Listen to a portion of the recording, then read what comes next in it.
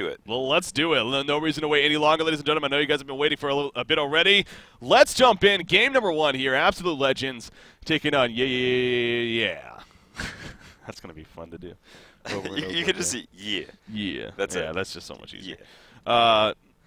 Tempest, Ophelia going to be the blind bands coming out here for AL first off. Flux, Oogie, the follower from You see Cookies right there, by the way, giving a shout out to Smiger. Again, we're having some fun with those videos. If you need to go to his YouTube channel. We need to get him back, damn it. we need to get him back making some more Han videos. Because those are some entertaining videos. Yeah, so. I felt the shame that I actually never seen those in the past. But you know what? Enough ramble on here. The blind bands have already come out, Breaky. Yeah. Legion side, by AL, banning out Tempest and Ophelia. Micey not playing here today. He is their typical jungle player, and they did make a point. They like to run tri lanes, run a lot more roaming strategies. Maybe want to take out some of those fast power junglers that have a little bit of aggression to them as well. Yeah. A keeper of the force in the jungle, a lot more passive. Can't really make the big plays happen before he hits level 6, so not really worrying about him in that capacity. Meanwhile, the Hellborn team YEE, banning out Flux and Oogie. So another addressment of Oogie here. 2 team AL. Don't have the read on. Well, they did it. They did it in the last series, They did do right? it. Yeah. They're just like, you know what? We don't want to get screwed by Oogie. They don't want to go against Oogie. This hero's OP, and well, we're comfortable using the rest of the lineup here. It's fun, with a big change like this, seeing the different perspectives that certain teams have. I mean, we have cases where we have State Green blind banning Flux and Tundra. We have other cases like this. Team Yeah banning Oogie, blind banning Oogie now a couple of series when we've never even seen Oogie yet. Neither banned or picked even. I mean, again, it's just interesting to see those perspectives that all these teams have when it comes down to certain heroes and certain valuable strategies. Oh, Fabelli instantly shadowing that Gemini there. A lot of the teams, they have been saying Gemini kind of crazy. Other people think he's balanced. I know he does love the Grinix. He got a chance to play it. Still needs to prove its worth versus higher up teams. Wouldn't be surprised if he did draft it again, though. He did play wonderfully in that game against Homo. Yeah, so moving forward, though, Tundra is still on the board. I thought his Game 1 Tundra was absolutely phenomenal. Tons of laning presence against that Deadwood. Just completely shut him down and almost set his team in a very good place. Rally being also locked up here. Going to make AL's first draft decision out of this lock pool pretty interesting. Yeah, it's into the banning stage we go here. Of course, Cookie's the captain here for Absolute Legends, going to take care of that. Tankafet, by the way, again, he's proven that over the little time, but he knows what he's doing when it comes to being a captain, or when it comes to being the drafter, I should say, here for Team So definitely excited to see how that progresses here. Keeper of the Force, though, the first ban. Soul Reaper, the follow-up, followed by Master of Arms so far. So yeah, moving along very nicely here. Again, looking at Absolute Legends. A hero that we have seen a bit more. Q Squad specifically has been running it a bit since the patch. Pandemonium, and AL loves to run the Pandemonium as well. They have a bit of history with the Panda, you could say. Definitely keeping an eye on him in this series to see if Cookies comes through for us. As Cream said, they play for the fans.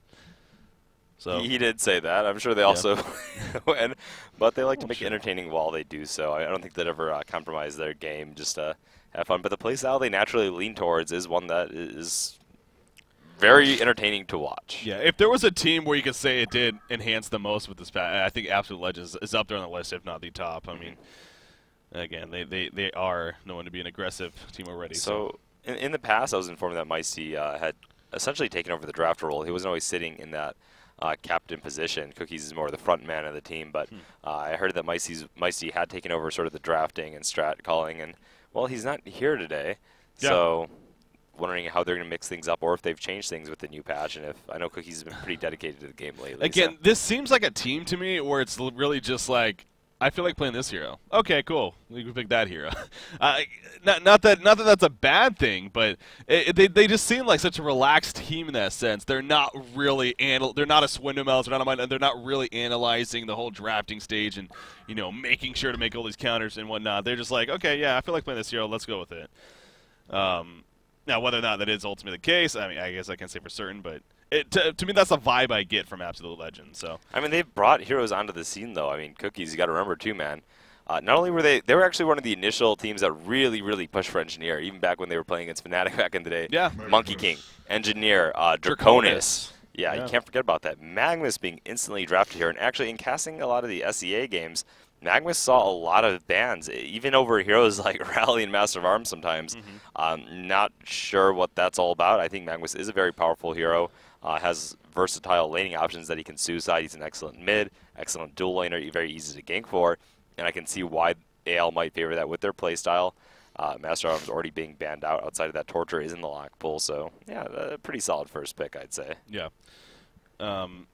Got, of course, Team Yeah over here going to be responding. Is Wretched Hag still on the board? Yes, she is. Wretched Hag is, Jeremiah, Bubbles, Demented Shaman is also. So there is room for the whole tanky mess kind of lineup. Ophelia is not on board, though, and usually like to see her.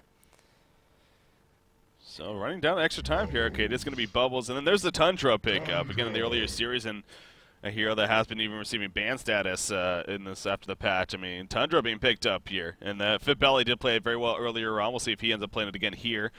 Again, a powerful hero for obvious reasons. You know, there was a phase where he was the god-tier hero on the competitive scene. Not so much anymore, but still a very powerful hero. Well, you talk to a lot of the competitors, though. They're like, no, Tundra's still awesome. People just don't use him.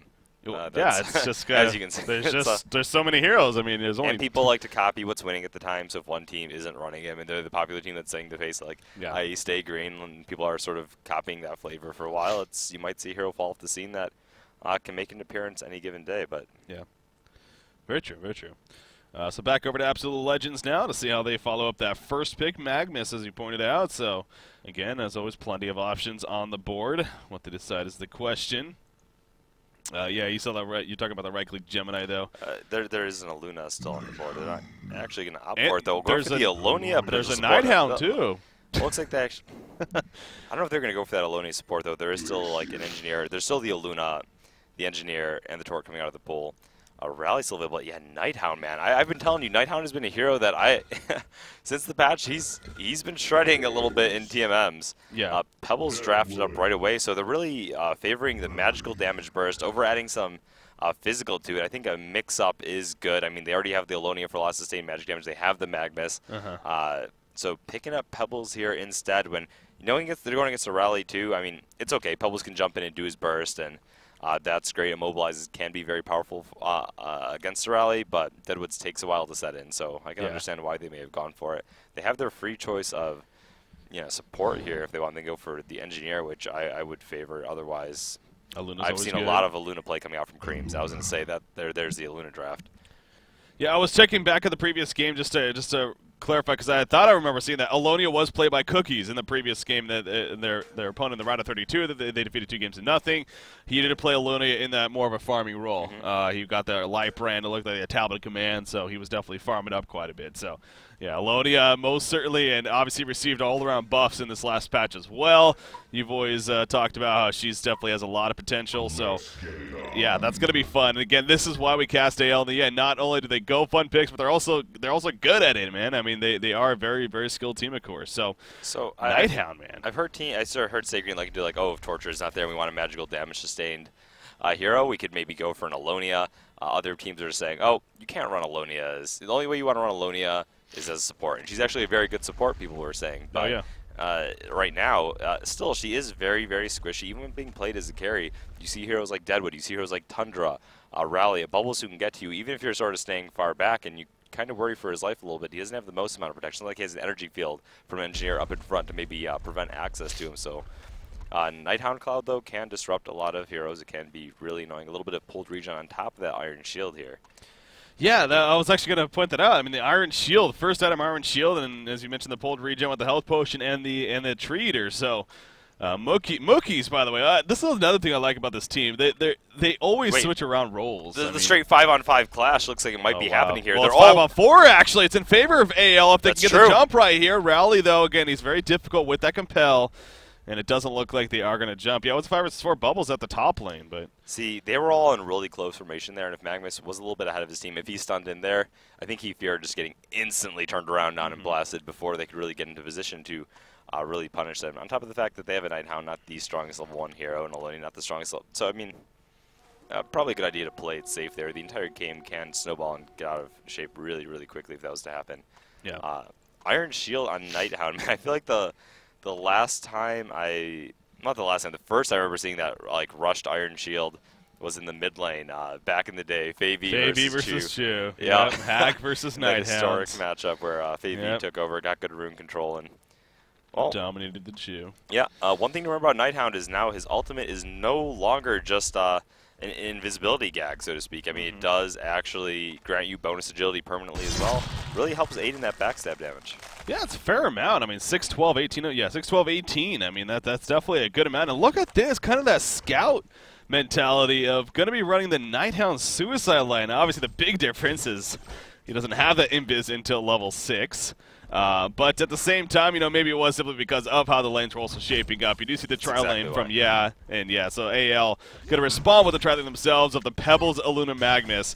We have a good old-fashioned tri versus tri lane, and it's a support rally, by the way. That's also very interesting. How long has it been since we've gotten to see just a fair 1v1 solo mid? Yeah. No junglers, all tri lanes. This takes me back, man. Alonia versus Tundra, that's true. This is the good old days of Han. You've definitely been through a lot when you really think back. So, but yeah, I mean the support rally, secondary support rally, that's also kind of interesting. Now, when he was first being used, it's definitely the role he was used in, but obviously adapted to more of a farming style. But Raleigh is thinking about going to right here. The Capel will connect to Magnus. There goes the Rock Grass. It does connect. GD Side, a lot of trouble. GD Side going to be bloodlust. Turnaround chance on Raleigh.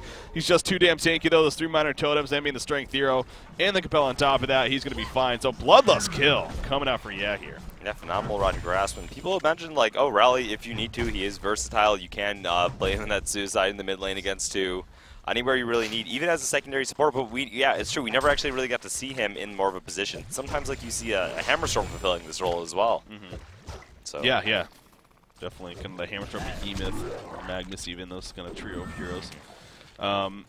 Nighthound versus Bubbles, though. This, especially with that Iron Shield, I think Nighthound should have a fairly good time. I mean, I don't see why not. And as you mentioned, you talk about the middle matchup with the true 1 versus 1, where there's not really a whole lot of roam expected. There's no jungle roam.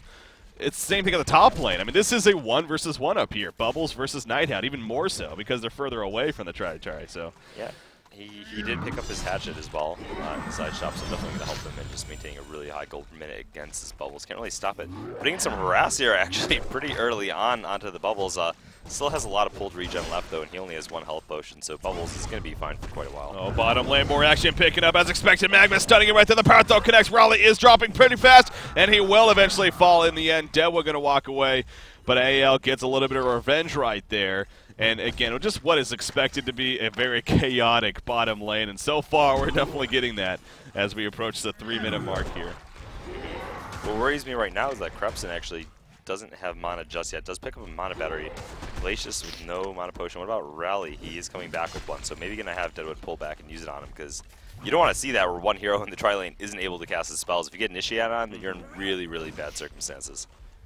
Yeah, you see he's going to use it on him, but it's canceled immediately. He used it on him and Aluna hit him. He does have another one. Greedy little piggy. He has 2 more, yeah. Greedy little piggy, just couldn't back out. That's a good job by Creams right there. I mean, he definitely noticed right off the bat and got it canceled. So he does eventually get another one, though, and this time he's a little bit more hidden, obviously, so going to buy some time. Man. Speaking of the pulled regen and how Bubbles still had a lot left, picks up his bottle now, too, going to make life even harder for this Nighthound lane.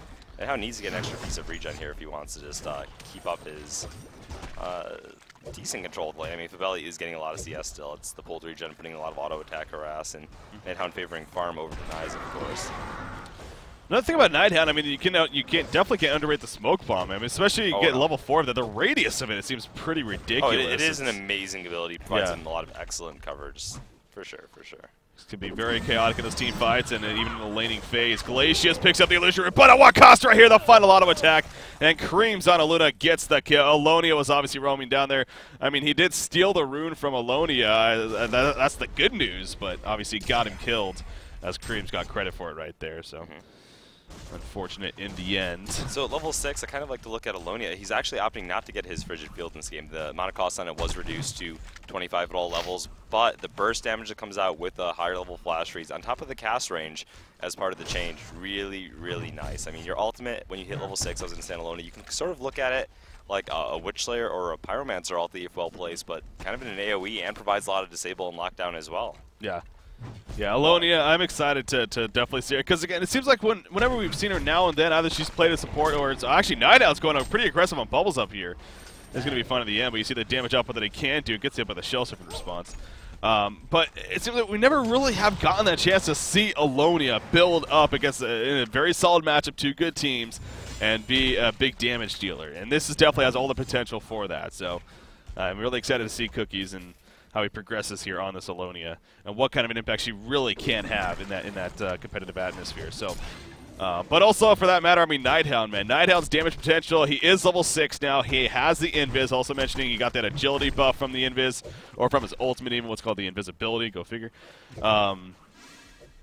He can put out some good damage himself. And, well, so, you know, with that said, too, what would you expect to see as a first item here on Nighthound? I mean, obviously, boots upgrade, but... Steam Boots, Energize, otherwise Nullifier is the go-to damage item. You do have the route of the Helm of the Black Legion if you want something tanky. Hell, I don't think you'll see an Elder Parasite when you're facing against a Rally and a Deadwood, but in certain, you know, public matchups, it's a little bit more feasible. I mean, either way, Helm of the Black Legion, something that you might see as a build-up item. A guy like Mookie's, I wouldn't be surprised, honestly, to see him go straight Nullifier. Steam Boots are picked up, though, giving him a decent edge. Tundra is waiting invisible. Needs to be careful right here. I'm not sure if they had a ward to actually scout that out. I don't think so at all. I don't think they did. He does have the Steam Boot set on strength, though. Blightstone, I should say, not being activated just yet. I mean, even with that Tundra ulti, you might be able to survive. A really high armor really helps against those Tundra axes. It's really fun watching as a spectator in cases like that, because he, you know, obviously he may have suspected something with him missing, but in the end, he had no clue that he was basically right on top of him right there. But in the end, not able to find that opportunity. So Mookie's is going to be fine. Continues to farm there. Bubbles, in the meantime, also having a great time. And hell, it's a pretty even matchup as far as GPM is concerned. This is a really even game overall. I mean, you look at the goal per minute chart, it's a very, very solid spread between these two teams. The top three for each team looking pretty good. Here we go, Tundra in the middle lane. Alonia being locked down. Shell Surf comes through. Well, finish off Alonia right there. Luna was nearby, but just could not do enough. Good job from Team Yeah. They got the TP support from Bubbles and set up the kill into Cookies. I don't think Nighthound minds, though, man. Yeah, sure. Bubbles up lane, got the kill into Cookies. Cookies still sitting at 250, and meanwhile, Nighthound gets absolute freeform at this point. How's the Pebbles doing on the bottom lane? Present 23, actually sitting at 280 gold per minute. Comparing him to the Deadwood here, they're both hovering around the same point, so I look at them as, you know, each other's counterpoint in the lineup, and Magmus and Rally taking a look at them, also pretty much neck and neck, so overall a very balanced tri-lane. Yeah. Something else to keep in mind with the Nighthound is actually, that thought could have some action right here. There's a coming TP in, though, Breaky. coming. Is that Nighthound? No, it's actually Alonia, but it could be even better right here. Magmus, is he going to start the SC on a Rally right there? Can they lock him down before the compel? Yes, they can. The flash freeze and everything else. Down goes Rally. The glacial spikes doing plenty of damage right here from Alonia, and Alonia takes out her brethren right there in Glacius. Frost Brethren, and gets the kill. Deadwood's going to just walk away, and he actually will be able to pick up a refreshment for him. So great turnaround right there. Good port in from Cookies, as you were talking about. Yeah, you always got to be cautious of those timers, man. They just got done killing Alonia, so they knew she was in base. They were going pretty deep into their territory on the Hellborn side. You got to be like, okay, hey, if we're doing this, if we get spotted at this point, Alonia hasn't chosen where she's going to go yet. If they waited until Alonia TP'd back in the middle lane, resumed her farming pattern, then they could have played more aggression and be like, okay, we're safe for a while here. Given the fact that they went in early. Again, Bubbles sets up the, Tundra sets up the kill for Bubbles. Well, Bubbles got the kill, so Fabelli played the Bubbles this game. Gets the kill, so it's like a rinse and repeat right there. Sure, you were just talking about Alonia and able to TP to the bottom lane, get that support down there, but all of a sudden, he gets killed in the middle lane once again, so. More good news for you, and we're now approaching the 9-minute mark. You look at the golden experience different, it practically is nothing between these two teams right now. So. Well, we talked about Alonia being squishy, man. Literally every single time Tundra does avalanches, and if Bubbles is nearby, it is a guaranteed kill. So you talked about the Nullifier Blade, and sure enough, the Quick Blade just purchased. I guess it's not 100% guaranteed, but it's a powerful item on him. And the agility gain benefit he gets for the backstab, very, very useful, of course. Magmus misses a stun right there, and he's going to get completely turned on. Pebbles also down a lot of trouble, missing that Magmus stun. Set up this whole train effect right here. Cookies going to try to turn something around, but not nearly enough. He even uses absolute zero right there, but it just wasn't nearly enough damage. Ron Grass connecting Nighthound as soon as he ports in. But now he's going to look to maybe set something up on a Deadwood right here. Luna throwing out the stun. You do see a TP coming in from Magmus here. Level 4, so respawning fairly quickly. Nighthound fairly low on life now. Needs to be a little careful about that and make sure that there's no vision that can see him. Looks like he is going to try to maybe chase down this Tundra. Tundra's cutting downwards. Oh, he turns around on a Nighthound right there. They do have the vision, but he barely survives. Wow, barely living right there. He ate the tree, so that's what made him come out of the invis, and holy crap, nearly gets turned on. Has armor coming into play, those the piercing shards do mixed damage, so the physical portion at least greatly mitigated by the fact that 13 armor, man, 13 armor just with agility bonuses alone. Yeah, that's true. I mean, you think damage with agility and movement speed, but yeah, the armor on top of that, you got to remember. So again, it was a very solid buff to him all around. And able to mitigate enough damage to stay alive. But how about that, though? I mean, in the end, it was a pretty ballsy move by AL as a team to try to go in. Even if the Magma Stun did hit, I don't know if it would have been a different result, honestly. It was just a good response coming out from Team YEE. It was ballsy. Probably a needless risk. If they had Nighthound port down there, going to Fog, port down there, and they had it as a 5v4 to their advantage at the start, I would have appreciated that play a lot more. Very true. So Alonia's made her way to the top lane right now. She's got a Steam Boot and a bottles. Steam Boots in the bottle picked up. She's already had the 3 deaths so far, so definitely finding herself in a little bit of a struggling spot. See the shiver right here. Actually taking a little bit of harassment. Nighthound coming in. Oh, he gets Kelfield, actually. They weren't even expecting to go on him. In comes the Smoke Cloud now, and Bubbles being locked. A nice job from Rally, though. Big compel coming out. Will it be enough to save Bubbles? No, it will not. The pounds, the auto attacks that will finish off Bubbles right there. The seismic slam. Look at this Tankfest trying to guess right here. He's going to fall in the end. What juking and jiving coming out from Mookies. He picks up the double tap. You got to appreciate what Tankfest was going for, but... Well, he knew that was his only chance. Yeah. Mookie's nice read on it, though. I mean, he saw the animation. He was choosing not to commit to the attack. I mean, if he wasn't careful, choose to go in for one auto attack from the front, he very likely could have been hit. Meanwhile, on the bottom lane, Krupson picking up the kill onto GG Slay, man. Magnus is not having a good time. Yeah, he is not at all. With the rev put down in, so the Steam Bath doing absolutely nothing for Magnus right there. And that's something I was going to address earlier was, you know, with the change to an item like Dust as well. Dust is even a lot more useful now because of the added effect it gets with seeing the invis. So expect to definitely see it. In fact, we do have it on Rally right here. He's even used one of the charges already. I believe it was at the top fight. So it was. But yeah, Magnus definitely kind of struggling here. GG Slayer playing that Magnus. He's technically the secondary support, but I think that gonna have the read on the 2 heroes coming up. Oh, never mind. Counter ward coming up from Creeps, quickly destroying that avenue. Looks like they're try to move up, but looks like screw this. It's not happening. Back to my farm time. There's a regen in here. But meanwhile, that Shiver Probus trying to get a read on what's going on across the river here. Gonna scout out the Aluna and the Magnus. I'm not sure if Aluna knows. She hasn't tried. Oh, there she does. She does. Yeah. Tried to snipe it out, but excellent micro coming out for Probus to dodge it. How about Probus already getting the portal key, man? He's the top farm of the game right now. Top lane, though, Bubbles might be in some... Oh, it is just Nighthound, but Don't still... Say just Nighthound. Oh, I know, yeah. He can... There's the backstab, the Smoke Cloud. Maybe the Smoke Cloud is put down. He does have the pounce. Going to pounce right there. Couple auto attacks. No, Bubbles will be fine in the end. He's actually trapped inside the creeps. Oh, yeah, I was going to say, why isn't he chasing? Bottom lane in the meantime, Pebbles gets picked up. Speaking of portal key, Deadwood also has his portal key. And using it right there to set up the kill on to present 23, playing that Pebbles. So, big picture, most certainly in favor of Team YEE right here. All of a sudden, the golden experience, what I just said, it seemed like 5 minutes ago, this was a very even neck-and-neck game. We now have a 5,800 gold lead, and hell, that's not going to help things. Mookies also gets picked up on the top side. Wow, this is just starting to snowball here. Yeah, speaking of snowballs, it all started back at that bottom tower fight where, you know, they had 4 heroes. They were, it's just continuing. Completely running train at this point. But yeah, they had 4 heroes trying to force a fight at the Hellborn Tower. Magma Swiftest on, even if it hit, we weren't even sure if that would have changed the fight. We have to go back and actually look at that. But it was a risk they didn't need to take. They're doing very well before then. Actually, looks like they might have a turnaround. Couple kills here. Zero coming out with the Q from Alonia right there. But now the big turnaround once again. The Kelfield going to be used dead with the Falcon Punch. Magnus falls. Alonia's going to fall as well. A double tap for Fabelli. I don't know, man. If this keeps up at this rate, Nighthound does there's own rev. Okay, never mind. No, don't do that. Stop. Okay. You're right, if it keeps up, I mean, you can already tell the pacing is set. They have a very good snowball team, a good mix of damage. The Hawk to just keep the Legion team down, keep Pebbles from farming up his portal key at this point.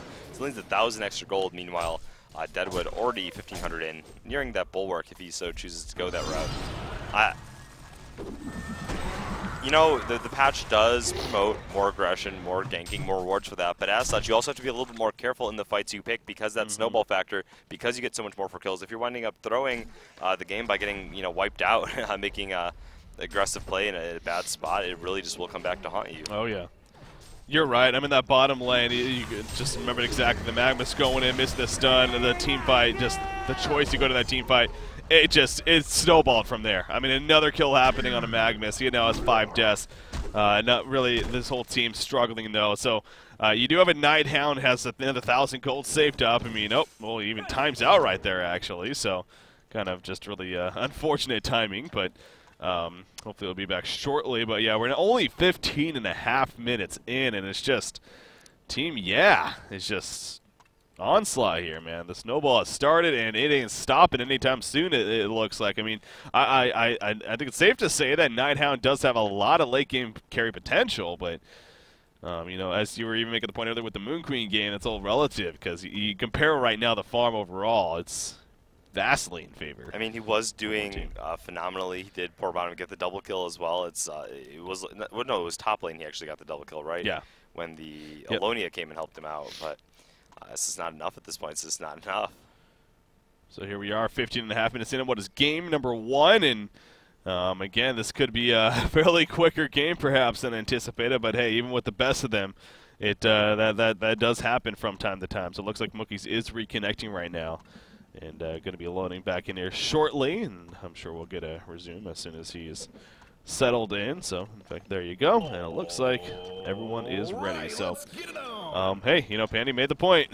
He felt pretty confident with the 2-0. He said it would take a little bit longer than the 15 minutes, but 2-0 for sure. So, already game 1, definitely looking pretty good for them. The double quick blade coming out for Nighthound. So, again, the no fire blade, pretty much a certainty at this point for him, and again, especially with that backstab synergy and just having the purge effect for him in general, also very nice. So will be a big pickup as he picks up the shiver right there. But now it's just going to be a case of slowing this down, slowing down the Hellborn team, as easy as it is for us to say. But you got those 3 portal keys in Deadwood, Tundra, and Bubbles. They're all also have their level 2 ultimates. Poor man's portal key on Magnus right there, trying to initiate on a rally, but Tankafet had the read for a while. And he actually jukes any attempts coming out right there, so easily staying alive. AL very clearly wants to try to bait something out here in the middle. Everyone's sort of waiting behind the tower, maybe hoping they'll be a little bit over-eager with those portal key pickups. Axes are down, just not able to find the angle quite yet. Everyone but Bubbles is shaping up here for the Hellborn side. Deadwood wrapping around trying to find an angle. Creams' ward is going to spot him out. You see Deadwood just sitting right next to it, in fact. So Nighthound's running over, actually. The Tundra Bird, man. The Tundra Bird just... Oof. Yeah, the shiver just killer. Screws up any positioning they're trying to get in anticipation of this fight. Yeah, it's again, there's a reason why for the longest time, and hell, even nowadays, you can still... He's god tier, man. I mean, if you know what you're doing with the shiver... You just got to make him work in the laning phase. As long as you put him in a situation where he's going to have a decent time in lane. Oh, no. Now Nighthound is in a lot of trouble. He's going to be completely locked down, and down falls Nighthound. The Rev Ward, he happened to run right past it. Obviously, it's just simply a case of good anticipation from Team. Yeah, that Rev Ward has been there for a while. It's not like it was just placed.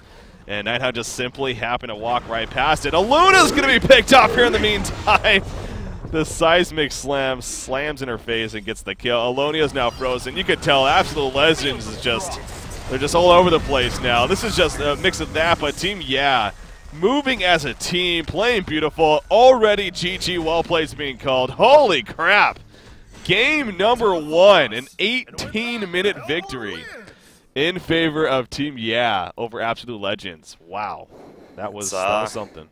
I've got to say, I feel like a lot of these matches, once they take off, it is just there is no turning them around. Just the amount of golden experience you get for kills in general. Once a solid team, a good team, has an edge, when you're of a certain skill level, it becomes significantly harder to drop that lead, and especially with lineups like this, where you have the Tundra Hawks gutting out, keeping down their farm, tons of burst potential. They had the portal keys earlier. Just I can see how AL's lineup could have worked, though. I thought it was really cool how they ran the Nighthound.